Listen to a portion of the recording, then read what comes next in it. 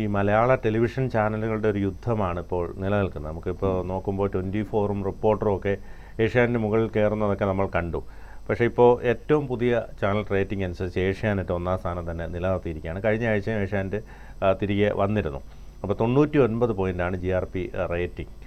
2-ാം സ്ഥാനത്ത് ഇപ്പോൾ 24 ആണ് വന്നിരിക്കുന്നത്. റിപ്പോർട്ടർ 1-ാം സ്ഥാനത്ത് നിന്ന് റിപ്പോർട്ടർ 3-ാം സ്ഥാനത്ത് പോയിരിക്കുകയാണ്.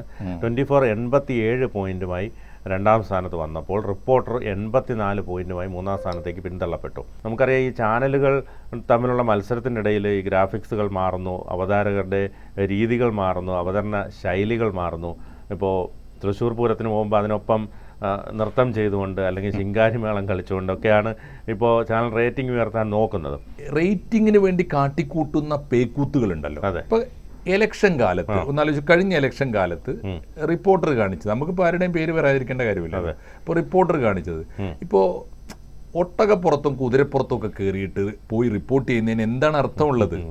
ഒരു TV നമ്മൾ വില കൊടുത്ത് വാങ്ങിയിട്ട് കേബിളിനും കാശ് കൊടുത്തിട്ട് ഒരു പ്രേക്ഷകൻ കാത്തിരിക്കുന്ന എന്തിനാണ്? ആ തെരഞ്ഞെടുപ്പിൽ അവന് താല്പര്യമുള്ള, അറിയാൻ താല്പര്യമുള്ള, ജനങ്ങൾക്ക് താല്പര്യമുള്ള, രാജ്യത്തിന് ഗുണകരമായ വാർത്തകൾ എന്തുണ്ടെന്ന് അറിയാനാണ്. അത് കുതിരപ്പുറത്ത് പോയിട്ട് എന്ത് കിട്ടാനാണ്?